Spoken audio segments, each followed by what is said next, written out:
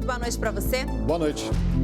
A polêmica do IPTU de Contagem voltou a movimentar a Câmara de Vereadores do município hoje. Os parlamentares derrubaram o veto do prefeito, que a princípio tinha apresentado o projeto para retomar a cobrança e depois se posicionou contra a ação. Agora o IPTU vai voltar a ser cobrado de 40% das famílias da cidade. Nas ruas, a decisão dividia a população. Eu acho que Contagem pode crescer muito mais fazendo a cobrança de IPTU, desde que seja uma cobrança justa, de acordo com as moradias. Ninguém tem condições de pagar esse negócio aqui não, gente. Aqui não é uma cidade de gente rica, não. É gente humilde que mora por daqui. Atualmente, cerca de 170 mil famílias são beneficiadas com a gratuidade. Durante a manhã, em sessão tumultuada, os vereadores da cidade derrubaram por 15 votos a 5 o veto do prefeito Carlim Moura, do PCdoB, que não queria o retorno do imposto. Antes mesmo de ser debatido, antes das pessoas fazerem a discussão, a população ficou sabendo, criou-se um alvoroço muito grande, foi pouco debatido o tema, foi votado de forma muito rápida.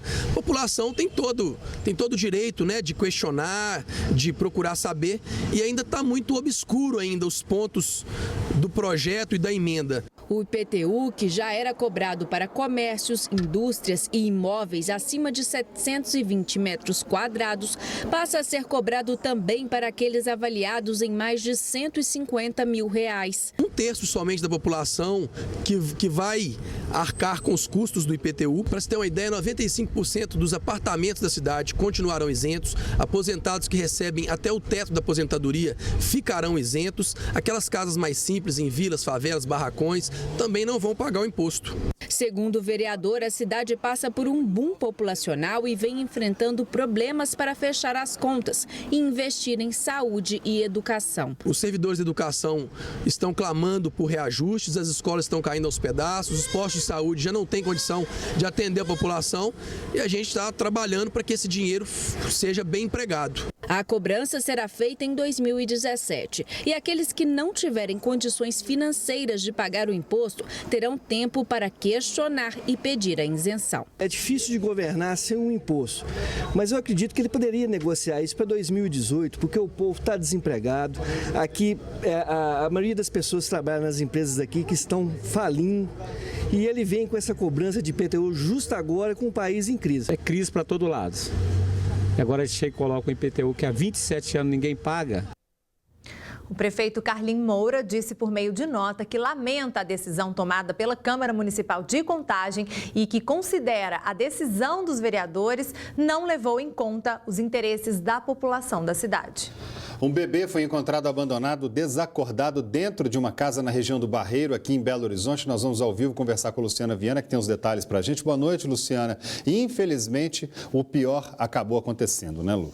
Boa noite, André. Boa noite a todos. Sim, infelizmente, o pior aconteceu. Uma criança de 1 ano e meio foi deixada em casa, no bairro Esperança, no Barreiro. Foi deixada pela mãe. A gente está vendo aí as imagens do local onde a criança morava. A criança de 1 ano e meio, deixada, portanto, pela mãe, né, com o namorado. Um namorado de apenas 3 meses. A mãe saiu para trabalhar, ela que é faxineira, tem 34 anos, o namorado 32. Quando a mãe retornou no fim do dia, encontrou a filha Eloá desacordada e sozinha. Assustada, a mãe levou a criança para o hospital Júlia Kubitschek, mas Eloá já estava morta. A menina não apresentava sinais de violência sexual, mas estava com marcas no pescoço. O namorado até agora não apareceu. Ele é o principal suspeito desse crime e é procurado pela polícia. A mãe foi detida, levada para a delegacia até que essa história seja esclarecida. E uma história muito triste, não é mesmo, André e Gisele? Com toda certeza, Luciana. História muito triste. Um bebezinho encontrado lá desacordado. Depois,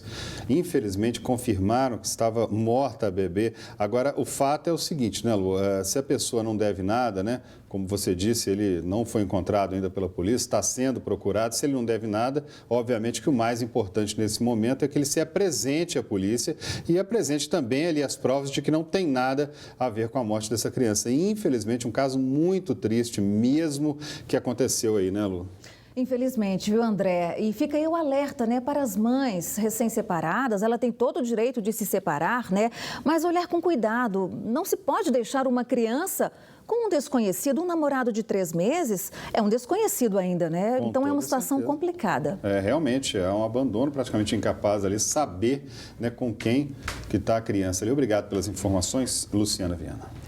Continuam as buscas por um grupo de brasileiros que tentava entrar ilegalmente nos Estados Unidos. 19 pessoas perderam contato com os familiares desde o dia 6 de novembro, quando tentavam fazer uma travessia a barco entre as Bahamas e o país norte-americano. Nossa equipe foi até Sarduá, no Vale do Rio Doce, onde vivem as famílias de 2 mineiros que estão entre os desaparecidos. Tem qual cidade? A família passa o dia reunida à espera de notícias. O último contato com Renato Alves de Araújo, de 32 anos, foi no dia 6 de novembro.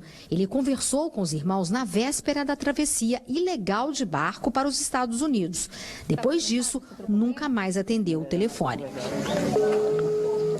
O que queria, só foi atrás de um sonho, de uma melhoria de vida. Renato vendeu essa casa onde morava por R$65 mil para tentar entrar ilegalmente nos Estados Unidos com a família. A mulher e o filho de 5 anos passaram pela fronteira com o México. Ele acabou preso e foi deportado para o Brasil. 15 dias depois, ele embarcava para Bahamas para tentar entrar nos Estados Unidos mais uma vez. Só que agora, de barco. A travessia estava marcada para o dia 6 de novembro. O trajeto de 80 quilômetros das Bahamas até Miami, na Flórida, seria feito em 8 horas. Renato estaria num grupo com outras 54 pessoas, entre elas 19 brasileiros. Equipes de resgate realizam buscas em todo o percurso da travessia. Segundo o Itamaraty, ainda não há confirmação se o grupo realmente embarcou e não há indícios de naufrágio ou de que o barco esteja à deriva. Falta de notícias que aumenta a angústia da mãe de Renato. Só pressão alta, só sem comer, já perdi 5,5 kg. Eu falo com Deus para trazê-lo para mim, para ajudar que ele dá uma notícia que ele está vivo. Que eu não importo tanto ele estar preso, tenho medo de estar morto. Preso não sei, um dia eles vão liberar ele, eu vou ver. Na lista de desaparecidos, outro mineiro, Márcio Pinheiro de Souza, de 23 anos, contou ao irmão que pagaria $20 mil, cerca de R$65 mil, para tentar entrar ilegalmente em território americano. A última vez que eu conversei com ele foi dia 6 de novembro. Ele só falou que estava aguardando, só pegar o barco para poder passar, né? Que era 8 horas de barco. Seu irmão foi visto entrando no barco? Não. Fala isso. Aí a gente já não sabe. Olha, gente, eu vou te falar uma coisa, é muito complicado realmente essa situação, né? Vamos ver nas imagens aí da família, né? A família ali sofrendo muito com o desaparecimento dos parentes. Naturalmente, uma tentativa perigosíssima, mais uma vez, acontecendo com mineiros também envolvidos. Um deles, inclusive, vendeu a casa para tentar chegar ilegalmente aos Estados Unidos. Ali na região de Governador Valadares, a gente sabe muito bem que há milhares até de pessoas que já têm até uma tradição, né? A cidade de Gonzaga, estive lá na época em que o mineiro Jean Charles de Menezes morreu, em Londres, né? Também foi um caso absurdo ali. E os parentes lá diziam que lá é uma tradição na região ali, eu estou falando especificamente de Gonzaga, que é uma tradição, em uma determinada idade, né? Os homens vão para os Estados Unidos. Ali acontece muito isso. As casas muito reformadas, em Valadares, inclusive, há bairros lá inteiros que foram construídos com dinheiro enviado dos Estados Unidos, né, Gisele? André, agora, não sei, é uma coisa intriga. E lá se vão mais de 30 dias desde o desaparecimento e quando a mãe ali do rapaz liga para ele, o telefone chama. Pois não é. era para dar desligado? Com certeza. Se o barco afundou ali, alguma coisa, o telefone já estaria estragado. No entanto, é preciso lembrar também, né, que há a possibilidade de eles terem sido presos lá na região. Agora vamos mudar de assunto, porque apesar das pancadas de chuva, fez sol hoje na nossa capital, um calorão danado, né? E a radiação ultravioleta é perigosa em todas as estações do ano. Não é só no verão que a gente tem que tomar cuidado não, viu? Pois é, mesmo em um país tropical, os hábitos de proteção solar no Brasil estão abaixo da média mundial.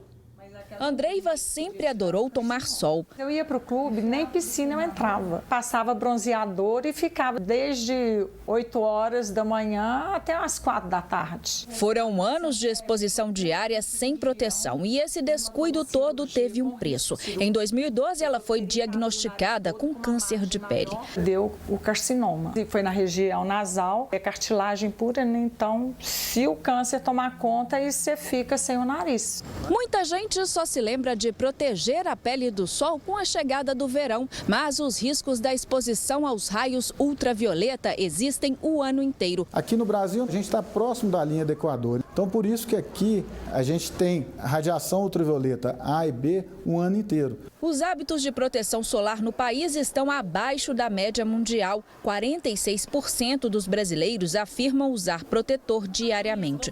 O fato de muitos cosméticos e maquiagens terem fator de proteção solar beneficia mais as mulheres. Mas os médicos alertam, os cuidados devem ser redobrados com as crianças. Essa grande exposição ao sol que ocorre aí até os 14, aos 18, na adolescência e tal, esse malefício do sol ele vai se manifestar muito tempo depois, né? Aos 30, aos 35 anos de idade, através de manchas, através de rugas na pele e até mesmo através do câncer de pele. Além do câncer de pele, o excesso de sol pode provocar envelhecimento, sardas, manchas nas mãos e o melasma, um tipo de mancha escura no rosto que é mais frequente nas mulheres grávidas. Alterações na pele são um sinal de alerta para um problema mais grave. O mais importante, a gente tem maior preocupação é com o câncer de pele, né? Pelos seus riscos, pelos malefícios que ele provoca, seja estético, devido ao tratamento, seja funcional e seja até o risco de vida, que alguns cânceres podem provocar a morte. Andreiva aprendeu a lição. Só sai de casa depois de passar filtro solar com fator de proteção 50 e não se expõe ao sol entre as 10 da manhã e as 3 da tarde. Fazer o quê, né? Tem que olhar a saúde, em primeiro lugar. É saúde estética, né? Também, com certeza, né? envelhecimento, né? Manchas e tudo mais. E olha, pancadas de chuva foram registradas em várias partes de Belo Horizonte e região metropolitana e causaram estragos hoje. A gente mostra depois do intervalo. E ainda, depois de 2 anos de atraso, o terminal do MOVE Metropolitano na Avenida Bernardo Monteiro foi inaugurado hoje. A gente volta já já. Com 2 anos de atraso, foi inaugurado hoje o terminal MOVE Metropolitano no bairro Santa Efigênia. A obra teve investimento de 11 milhões e meio de reais. Comerciantes da região estão aliviados depois de muito transtorno provocado pelas obras por lá, né? Foram 2 anos de obras. Durante esse período, este estacionamento perdeu mais de 80% dos clientes. Quando iniciaram as obras, os clientes já começaram a se afastar, porque começou a ficar com terra, querer cortar as árvores. Os clientes tinham medo de vir aqui por causa que ia sujar o carro dos clientes. E para os outros comerciantes no bairro Santa Efigênia, a situação não foi diferente. Não abaixaram o aluguel, R$2.000 é o aluguel daqui. A gente segurando o ponto até hoje. A gente deve ao banco R$30 mil de dívida disso aqui. A estação, inaugurada hoje pelo governador do estado, Fernando Pimentel, começa a funcionar às 4 horas da manhã desta quarta-feira e traz esperança de dias melhores para a Elza. A expectativa é que melhore para a gente continuar no ponto, que se não melhorar a gente vai ter que sair correndo daqui, que a gente já deve demais. O equipamento, localizado entre as avenidas Francisco Salles e Andradas, contou com um investimento de mais de 11 milhões de reais e atenderá em média 5 mil passageiros por dia. A estação vai operar em 8 linhas troncais e vai fazer a ligação da região hospitalar de Belo Horizonte aos terminais São Gabriel, São Benedito, Morro Alto, Vilarinho e Justinópolis, na região metropolitana. Essa estação é a última que a gente encerra um ciclo com a população, ou seja, ao longo desse período foram 5 obras inacabadas que a gente conclui e compromisso cumprido.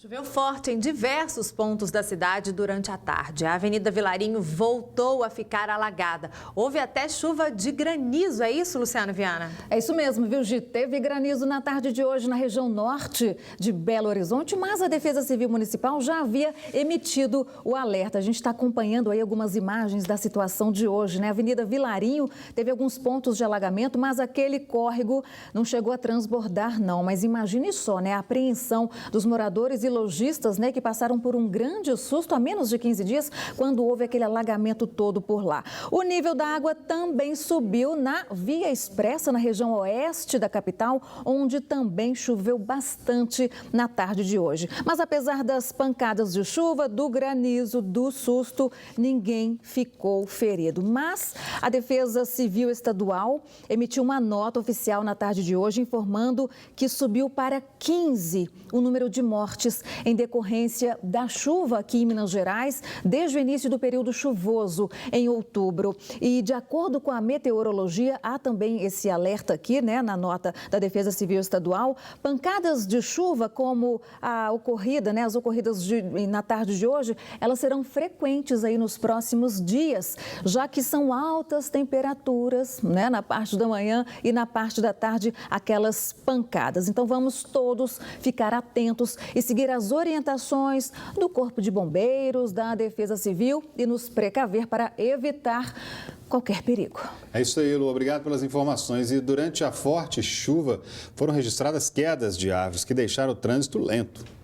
A árvore de grande porte caiu no início da tarde de hoje durante o temporal que atingiu a região metropolitana. O trânsito na Avenida Amazonas, que liga a região central de Belo Horizonte às cidades de Betim e Contagem, ficou completamente interditado até a chegada dos bombeiros, que serraram galhos e troncos. Quando nossa equipe chegou ao local, os militares ainda trabalhavam na limpeza da área. Vários galhos ainda estavam espalhados na calçada. O que sobrou da árvore foi colocado na calçada para que a pista pudesse ser liberada. O trânsito voltou ao normal por volta das 3 da tarde. 2 homens agrediram funcionários durante um assalto a uma loja de informática. Na ação, o dono acabou atirando em um dos bandidos. O assalto aconteceu em uma loja de informática na rua Major Gotti. Armado com revólveres, os bandidos renderam os funcionários e anunciaram o assalto. Foi informado que havia sido levado 2 aparelhos de telefone, cerca de R$400 em dinheiro. 2 autores haviam evadido uma motocicleta de cor branca. E esta é a segunda vez em menos de 2 meses que a loja foi assaltada. Na primeira vez, os bandidos levaram celulares, notebooks e tablets. Após o crime, uma equipe do SAMU foi acionada para resgatar uma vítima de disparo de arma de fogo no bairro Nova Floresta. Douglas da Silva Fernandes, de 28 anos, estava dentro de casa e havia sido atingido por pelo menos 3 tiros. Olha, nós tivemos um chamado de um baleado, nós chegamos ao local, ele falou que ele não tinha sido baleado no local que ele estava, era em outro local. O que tudo indica, eles cometeram o crime aqui, foram baleados, na sequência fugiram para o bairro Nova Floresta, guardaram a motocicleta, ela trocou de roupa e solicitou o socorro lá do SAMU. Douglas ficou internado no Hospital Regional Antônio Dias. Já o comerciante foi levado para a delegacia de Polícia Civil, juntamente com a arma. O proprietário da loja, ele acionou a Polícia Militar voluntariamente, relatou todo o ocorrido e ele se prontificou a acompanhar a guarnição policial militar até a delegacia de Polícia Civil para prestar os esclarecimentos necessários. E também entregou a arma de fogo que ele utilizava, um revólver calibre 38, com a numeração regular. O difícil é pensar o seguinte, né? O dono lá da loja, que estava se defendendo, atirou lá no suspeito, no bandido, que todo mundo sabe lá que o sujeito é bandido. Ele vai ter muito problema. Agora, os caras daqui a pouquinho estão na rua de novo.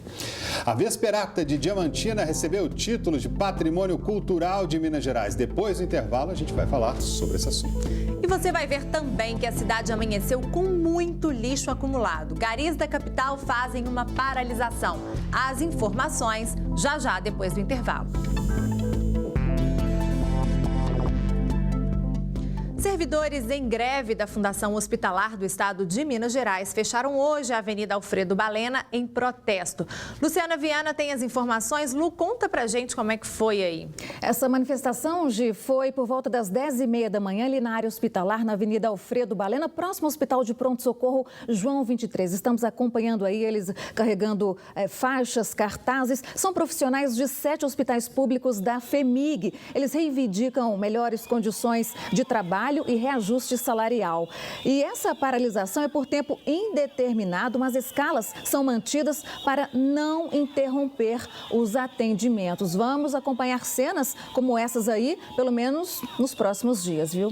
É isso aí, Lu. Obrigada pelas informações. E olha, gente, desde a noite dessa segunda-feira, os garis de Belo Horizonte fazem uma paralisação em protesto por melhorias nas condições de trabalho e equipamentos de segurança, além da adesão a planos de saúde. Hoje de manhã, várias ruas de 3 regionais da cidade amanheceram com muito lixo acumulado. Lixo pelas calçadas de praticamente todas as ruas do bairro. A gente não sabe o certo por que eles não passaram onda para coleta de lixo. Porque o lixo é assim, o lixo acumula a tristeza, né? Comerciantes e taxistas estão tendo que conviver com o mau cheiro. Esse lixo está aí desde de ontem, né? Alguns lugares que já coloca no domingo à tarde, né? Então é incômodo. O difícil que a gente fica aqui é muito mosquito, né? E às vezes até atrapalha pra gente encostar, igual você pode ver aqui, os companheiros estão tudo perto do lixo, os companheiros ali do lado, ali tinha um monte, lá nós trouxemos pro lado de cá para poder pelo menos limpar um pouquinho a área. De acordo com moradores, a última coleta foi feita no dia 23 de dezembro. Todo esse lixo exposto por muitos dias, aliado às chuvas, pode ser também sinônimo de risco à saúde da população. Risco no sentido de que vetores de doenças infecto-contagiosas, arboviroses, roedores, animais peçonhentos afetem a população em geral. A empresa terceirizada que realiza o serviço nas regiões leste, nordeste e noroeste da capital não fez o recolhimento do lixo porque os trabalhadores alegaram greve. A SLU, Superintendência de Limpeza Urbana, informou através de nota que os problemas são internos da empresa e que o pagamento e as obrigações com a terceirizada estão em dia. O sindicato Sindeac foi acionado e se reúne na próxima segunda-feira com representantes da empresa e dos trabalhadores para começar as negociações. É o momento de colocar o ser humano em primeiro lugar. Então, problemas trabalhistas, questões próprias internas devem ser superadas e deve ser feito um esquema emergencial de coleta de lixo regular em Belo Horizonte.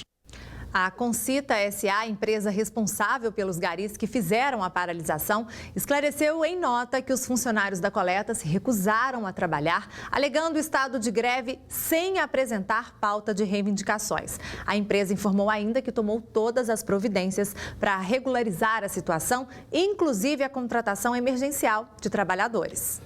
Você quer entrar em 2017 bem no seu emprego, no seu negócio? Então, olha que notícia bacana. Tem que se esforçar muito, mas uma grande aliada pode ser a rede social, as redes sociais que estão por aí. Olha só. Ser um profissional de destaque é um resultado que dá trabalho. Ninguém chega a essa posição por sorte, porque se isso acontecer, não se sustentará. Quando eu aplaudo uma pessoa bem-sucedida, gosto de tentar imaginar os caminhos que ela trilhou para chegar lá. Estudar é preciso, só a experiência não forma uma base sólida. Mas não basta fazer uma pós-graduação a cada 3 anos. É preciso ter postura de estudante. É ter interesse continuado pelas informações e não se contentar apenas em ir ao principal congresso da sua área uma vez por ano. É ter aquela curiosidade saudável que te mantém atento 7 dias por 24 horas. Para você ganhar tempo, eu sugiro que você coloque as mídias sociais para trabalhar para você em 2017. Sabe como? Passe a seguir o perfil de pessoas e empresas que sejam fonte natural de informação no seu setor. Isso inclui veículos de comunicação, especializados ou não. Para isso, eu gosto do Twitter, mas pode ser também o Facebook. Quem tem uma carreira pensa na consequência de todas as decisões que toma. De aceitar um emprego a recusar um. De pensar antes de falar até ter coragem para confrontar quando a situação exige. Ter uma carreira exige paciência, mas é uma espera que abre portas e que facilita seu futuro. Por isso, eu desejo que você brilhe em 2017 e comece a caprichar desde já. Pois é, né? Tem gente que usa rede social só para ficar brincando, compartilhando. Dá para aproveitar também para melhorar aí na profissão, né? É importante. Tem que usar com juízo, né? Com juízo. Diamantina é conhecida pela história e também pela música e emoção. Com certeza você já ouviu falar da Vesperata. O show acontece ao ar livre desde o fim da década de 90, na Rua da Quitanda, ali no centro histórico da cidade. Olha, reúne milhares de turistas todos os anos que querem apreciar o espetáculo. Agora, a Vesperata de Diamantina ganhou um novo título. Foi reconhecida como Patrimônio Cultural do nosso estado de Minas Gerais. Nas sacadas e janelas da cidade histórica, músicos, regidos por maestros que ficam ali, no meio da rua mesmo, entre os espectadores. Um concerto ao ar livre. No repertório, músicas populares brasileiras.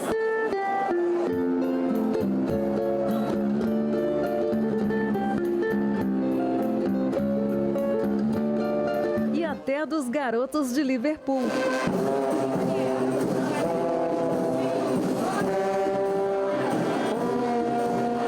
É a primeira vez e nós estamos adorando. Chegamos mais cedo para marcar o lugar, porque é concorrido. Estamos adorando.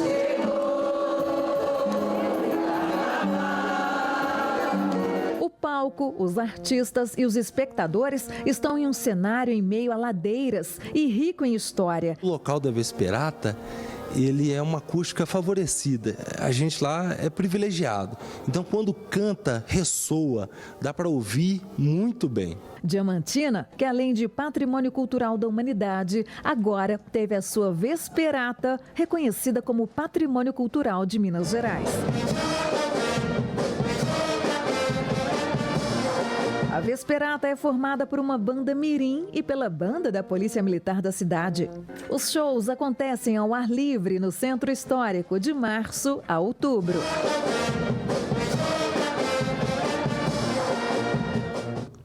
Ah, muito bacana, né? Vesperata Diamantina, muito legal. Essa cidade merecida, é né? merecida, com certeza, Nossa, esse prêmio aí. Olha o astral que é lá, a turma. Emocionante. Poxa, cidade do interior, lembra aquela coisa de antigamente, assim, olha lá, a turma, os jovens começando cedinho ali, a você de casa, muito boa noite. A gente volta amanhã, às 6:50, com as notícias aqui do nosso estado de Minas Gerais. É isso aí, gente. Fique agora com o Jornal da Band. Até amanhã. Tchau, tchau.